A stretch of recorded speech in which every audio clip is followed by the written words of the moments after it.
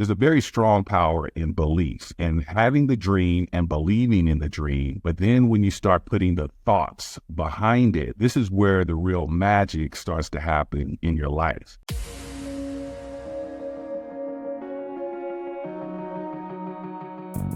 Agent Power Huddle is a daily jumpstart, giving you all the tools you need to create an amazing real estate career. Led by top experts in the field, you'll learn how to sell more houses in less time while creating the life you want. Welcome to the Agent Power Huddle. All right. Welcome, everyone, and happy MLK Day. This is going to be a very special to me and hopefully special to you, a very special Monday mindset. My name is Barry Overton. I'm coming to you from the winter wonderland of Denver, Colorado, and really excited to be with you, to have this conversation with you today. And as we know, who Martin Luther King is and what he stood for civil rights, and the impact that his life, his very short life, had on so many and continues to have on so many. And for me, I was actually born about 6 months after his passing, after his assassination. And so we did not share the earth at the same time. We did not share this space at the same time. But I can tell you that his legacy and his words have meant so much to me. And I wanted to be able to share that with you, and how the cause that he was fighting for and the actions that he took, how they have affected me to live the life that I have lived, just in business, family, relationships, and how it's made such an impact. And one of the main words that resonates with me is dream. And we all, I'm sure, have heard of the "I have a dream" speech, and how powerful that particular speech was, and how it continues to resonate. I've actually, every year doing MLK Day, there's two speeches that I listen to, and it's "I Have a Dream" is one of those that I listen to in its entirety, and every year I take something different from it. I continue to grow into that speech. And so I wanted to share with you how I've used that speech throughout my life to be able to pursue my dreams. And number one, never stop dreaming. And before I get into those experiences that I've had, I want to really kind of get you, if you haven't taken the time to really listen to that speech, it's 15 minutes long. So definitely today is a perfect opportunity to really take those words in and then apply it to your own life. But I want to just share with you, how moving and inspiring, those words are. Number one, that was a speech from August 28, 1963. It was the March on Washington, where it was the largest demonstration for the civil rights movement at that time, and still to this day. And it was a speech that was truly heard around the world. And it was given 1963, 100 years after the Emancipation Proclamation had been signed, after slavery had been abolished.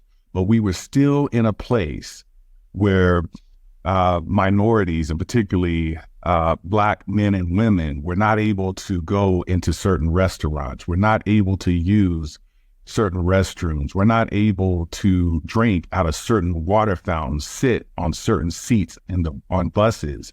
And this was a time where in 1863, we got freedom, but we still were not really free as a race. And really, when I think about as a race, I look at it from a human race standpoint, because when I think that there's anyone that's being oppressed, we are all taking the effect on that. Even if we're not the one that's necessarily being oppressed at that time, it affects us all.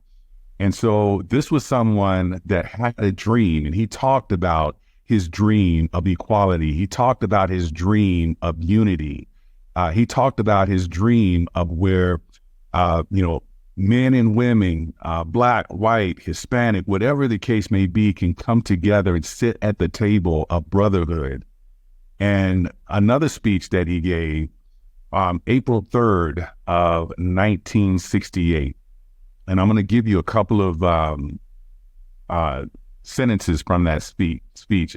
It's the I've been to the mountaintop speech. And he said, I've been to the mountaintop. I've seen the promised land.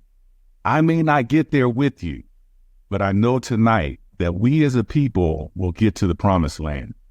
Like anybody, I would love to live a long life. Longevity has its place, but I'm not concerned about that now. I just want to do God's will. And I am so happy tonight. And I'm not worried about anything. I'm not fearing any man. My eyes have seen the glory of the coming of the Lord. He gave that speech on April 3rd, 1968.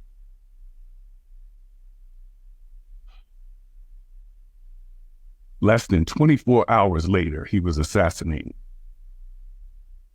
What I want you to understand about the conviction that he had in his voice when he said that speech is another one that you can listen to on YouTube. He knew that death was imminent. He knew that he was not long for this world. But he had such conviction behind that dream that he shared 5 years prior that he was not allowing anything to stop him. And that is how he lived his life. So I'm going to go back just for a second to understand, to think 39 years of life was all that he got, but he made every bit of it count. So much to the point that he graduated from high school at the age of 15. He got his bachelor's degree at the age of 19. He received his PhD at the age of 25. So you can see that this was a person that was living a life of purpose on purpose in everything that he was doing.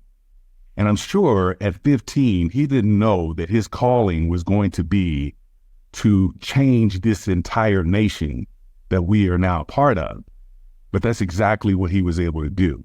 So for me, what I look at in my own life is I'm just trying to have an impact on me. I'm trying to have an impact on my family. I'm now trying to have impact on other real estate agents that I work with, families that I'm helping to purchase a home. And this is a gentleman that was looking to change the entire world. And his dream was big enough where eventually it happened. We are in a very different world than where we were when he was alive, and the struggles and challenges that he went through his own life.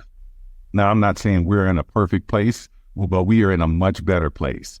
We are in a place of where his dream of that unity and the brotherhood and being able to sit at the table with one another has very much been able to happen. Now, what I want you to understand from all of that is we're going to go now into the mindset piece of understanding our own dreams. Because see, when you think of what Dr. King was fighting, he was fighting the law of man. He was fighting the law of the land and changing the way this country was being run, utilizing the U.S. Constitution to do so. But he also used his own laws. And I shouldn't say his own laws, but the laws, universal law is what he used. And I'm going to talk about 3 areas of universal law. We're going to talk about law of attraction, law of inspired action, and law of vibration, and how these all connect to your dream. And then more importantly, taking a dream and doing the steps to make it become reality. So let's talk about the law of attraction. We've all heard of the law of attraction. We've probably seen The Secret. We have an understanding of what it is. Now, let me just explain. It's probably, again, the most popular law of the 12 that there are, and it is used for manifestation. You basically attract what you focus on. You apply the law of attraction by believing in what you are manifesting. And this is something that I apply it, when I hear that law of attraction, I look at it as your ability to dream. And I want you to go back to when you were a child and you dreamed without fear or doubt because you didn't know any better. See, this is when you were in your purest form, when you haven't had negative energy and naysayers that have told you you couldn't do something. So you believed in your dream. I'm going to give you a real quick story. I love sharing about myself and how I dreamed. At 4 years old, I dreamed of being Superman. And I didn't want to play Superman on TV or in the movies. I wanted to be Superman, the real life Superman. And I ran through the neighborhood with a terracotta towel with a big safety pin, holding it around my neck. And for 2 years, I did this. And I had someone very close to me, my grandmother, tell me she was my dream stealer. She was someone that robbed me of this dream because she told me that Superman isn't real. Superman is just a character on TV, and you can't, become Superman. Well, I let go of that dream because I allowed someone else's thoughts around that to affect me. I had other dreams. One thing I learned about myself, because I grew up in Austin, Texas. I grew up in Section 8 housing. I had a period of homelessness. We were on food stamps. So the one thing, I didn't have much of anything, but the one thing that I had that no one could ever take away from me were my dreams. And that is what I always held on to. And to this day, I still dream and I still go after those dreams. And so through childhood, I had different dreams that I attached myself to. And ultimately, I ended up becoming a police officer. Ended up becoming an entrepreneur. I ended up becoming a Gulf War veteran and fighting for my country. I've written 3 books. Now, I can tell you that image of Superman that I had as a kid, maybe that's not who I actually became, but I've lived a life that's been pretty super, man. All right. So I want you to understand that sometimes the dream doesn't look exactly like you expect it to look, but I want you to also understand that we can never give up on those dreams. And that law of attraction aspect of it is, again, what helps me to hold on and manifest. Now, let's talk about the law of inspired action. It's similar to the law of attraction. You attract what you want in life. You activate this law by creating a space for internal guidance.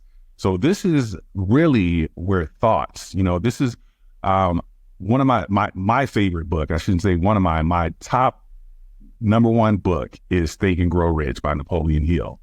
And when I opened that book up, and the first words that I saw at the beginning of the book were thoughts are things. And I understood the power of thinking. So there's a very strong power in belief, in having the dream and believing in the dream. But then when you start putting the thoughts behind it, this is where the real magic starts to happen in your life.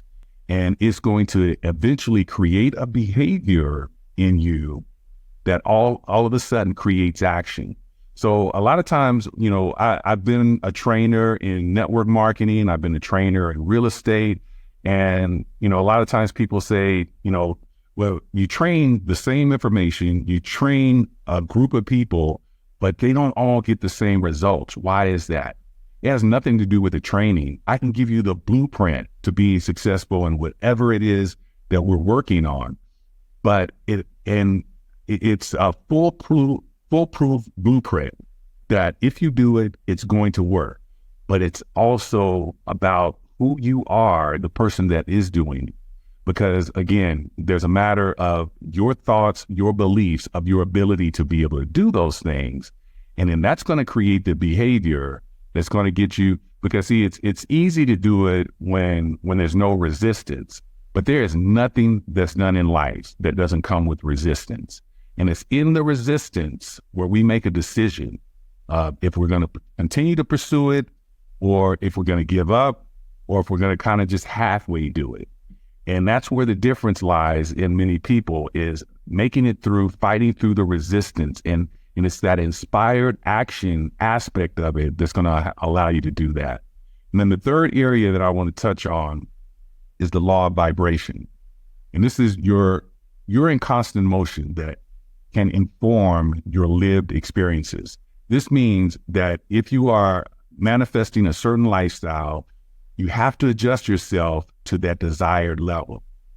You can apply the law of vibration by participating in mindful practices that promotes good vibrations. So what I want you to understand with that is, again, this is once you get into a place, I have people right now that I'm coaching where if I hear negative words come out of their mouth in regards to their business, in regards to their family, whatever it is, I have to automatically change those. And I'm very conscious of negative words because, see, I can tell you 15 years ago, I was probably the master of creating negative words. I worked in a job as a police officer where I didn't see, I always tell people, people don't call the police when things are good in their life. They call when they're the worst that they've ever been. And that's what you get used to dealing with: negative situations, negative people, and it creates a very negative person. You become very jaded. And that was me until I made it. Now, I was also in business, and that was a blessing for me. And again, 15 years ago, I picked up that book, Think and Grow Rich. And I heard those first words, thoughts are things. And I realized that my thoughts were creating the different things that were coming into my life at that time. And when I changed my thoughts to have more positive thoughts, I had much better situations that were popping up in my life, results that were happening in my business or in my life. And so understanding how powerful your thoughts can be and putting those things to work all connect to the dream. Because, see, during the time that you're going through the thoughts and you're establishing this behavior and then you're taking the action, you still have to be holding on to the dream itself to be able to ultimately reach that goal of whatever that dream may be. There's a power in dreaming with your eyes wide open. And what, a lot of times I hear people, think you hear the word dream or dreamer, and it's said almost in a negative connotation, where we look at someone that's a dreamer as, oh, they'll never accomplish what they're looking for. But I look at Steve Jobs as a dreamer, Elon Musk as a dreamer. So many people, that are out there now that are the dreamers that are shaping and molding the world that we're in. Now, no matter how you feel about these people, the one thing you can't take away from them are they are big dreamers, and they've had a major impact. Dr. Martin Luther King was that type of dreamer. And like I said, for me, he was dreaming in a place of living a life of oppression, of not having equal rights, but he had a bigger dream of something that he thought this world would be. And I got to tell you, being born in 1968, and my first memories really being when I was about 4 years old, so I was into the early 70s, I got to be honest with you, as a kid, I had no idea what racism was. I never was told that I couldn't drink at a particular water fountain, or I couldn't use a particular bathroom. And to be honest with you, it wasn't until I went into the military and I was a police officer in Alabama that, I was in my late teens, early 20s. And this was the first time that I realized, oh, there is this thing called racism. I thought it was a thing of the past. But it wasn't at the level that it was 25 years prior. So that was a dream for Dr. King that was realized even though he wasn't here. So I want you to think, as I talk about having such big dreams, that it's almost hard to fathom, because nothing in your world, as Dr. King, nothing in your world, you have nothing to hold on to say, okay, there's this possibility, there's this chance. But as you keep moving forward, these possibilities start to open. In the Civil Rights Act of 1964 that he was around for, to see that act signed into law, by Lyndon Baines Johnson. So when you understand that the dream is going to be a process also, and it may be baby steps, whatever it is your dream may be, whether it's for your real estate business, whether it's for your family, whether it's, how you live in your retirement years. And maybe you live your retirement years starting in your 30s or starting in your 40s. holding on to the dream and being able to apply these laws that we talked about and being able to make those steps moving forward. So the last thing, I'm going to close this out with the counter side of these laws. So the one thing that I learned, one of my dreams that I had growing up, this is in my teenage years, after I gave up the Superman because it was stolen from me, I actually had a dream for myself that I quit on. And this was at about 8 years old, I started playing football. In Texas, football is everything. And at that age, I mean, that's when you're just getting started with it. And so for me, from the age of 7 to about 17, all I ever wanted to do was play in the NFL. And my dream wasn't just to play in the NFL. It was to be a Pro Bowl or a Hall of Fame or a Super Bowl champion. See, when I dreamed, I was dreaming big. And I still do that to this day. But I can tell you, I went 10 years of doing that. And I was a wide receiver and little skinny guy. I'm 6'3". I was probably around 6'1", 6'2" at the time, but I was 170 pounds. And I used to run routes across the middle. And one day I took a hit in my ribs, knocked the wind out of me, cracked a rib, had some shoulder issues. I had pain that I had never experienced in life before. And this is where I learned there are two types of pain in our lives. It's the pain of purpose and the pain of regret.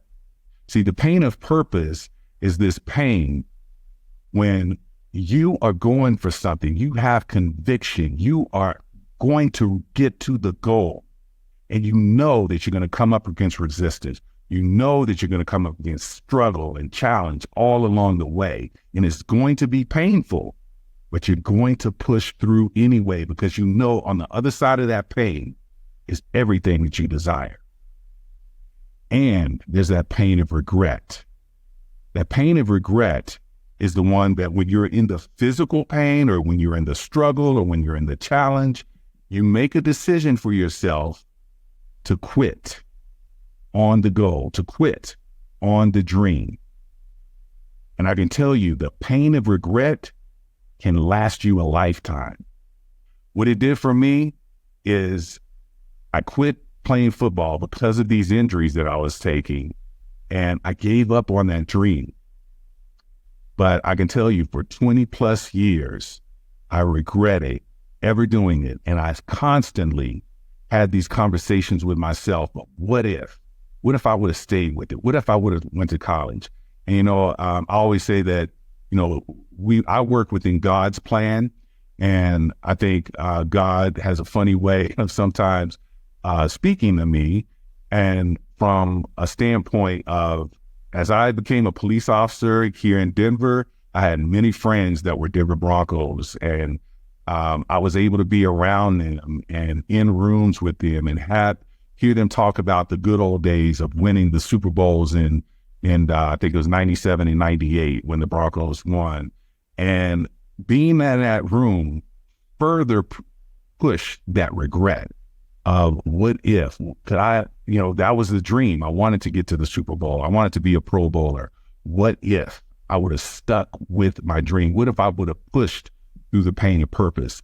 And what it taught me is the pain, the physical pain, the struggle, the challenge, all of those things are worth it to never have to deal with this pain of regret, because that works on your mind, that works on your psyche, that works on your emotions. And I told myself I was probably, once again, my personal development journey started at about the age of 40. I was about the age of 42, 43. And I told myself at that point, okay, I've learned the lesson about regret. I will push through the pain of purpose each and every time, because I never in my life want to feel this pain of regret of giving up on something ever again. And I can tell you, since making that decision, there have been a lot of things, a lot of struggles that I've gone through, but I knew on the other side was what I desired. And I knew if I gave up, I was going to go right back into a place of what if. So what I ask for you is that when you are coming up to the challenge and you have a decision to make, there's a fork in the road and you can choose to push through to the pain of purpose or take this pain of regret. But just knowing that this pain of regret is a long road with thorns and obstacles and pitfalls that will take you back to that decision. So be in that place of being able to push through to the purpose and live your dreams. And I just want to leave you with this. I want you to think about this for a second. If you listen to that I Have a Dream speech today, I hope you get a chance to do that, and you hear what Dr. King's dream was, and you realize that everything that he said has come to fruition. As he said, I may not be here to see it, but this is my dream, and it has happened. I want you to think about this. What if he gave up on the dream? What if he said, you know what? I'm afraid to die for this cause. I'm afraid for my life. I'm afraid for my family. I'm gonna take a back seat to this. Hopefully someone else picks this up and runs with it. But I'm not gonna put myself in this position. And he gave up on his dream. What do you think his regret would be? What do you think, where do you think we would be as a people right now? So taking that into your own life and looking at the different aspects of your dreams, your goals, the things that you want to pursue may not be as big as what I'm talking about with Dr. King, but they are big, and they're going to impact more than just you. They're going to impact your family. They're going to probably impact other people around you. And now I'm in a place where I have to make my dreams big enough where they're not just about me. They're about other people. They're about people I haven't even met yet. They're about people that haven't even been born yet, because that makes me push through that pain of purpose. So, ladies and gentlemen, we're coming right to the end here. I want to just say thank you for the time. This is one when I scheduled myself for January 15th to be on this Monday mindset. I totally spaced out. It was MLK Day, but last week I realized that it was, and I was like, this is fitting because it gives me an opportunity to share something in how I've lived my life with all of you today. And I hope that there's something you can take from it that makes a huge difference in your life. All right. Thank you so very much. Have a great day. If you'd like more information or to get connected to the Agent Power Huddle, join our free Facebook group. This call was designed for the agents in our EXP organization, but open to any agent from any brokerage. If you're a guest and you're interested in learning more about EXP or our specific resources within the Agent Collective, reach out to the person who invited you to this call to get more info. Produced by the Agent Collective Media Network.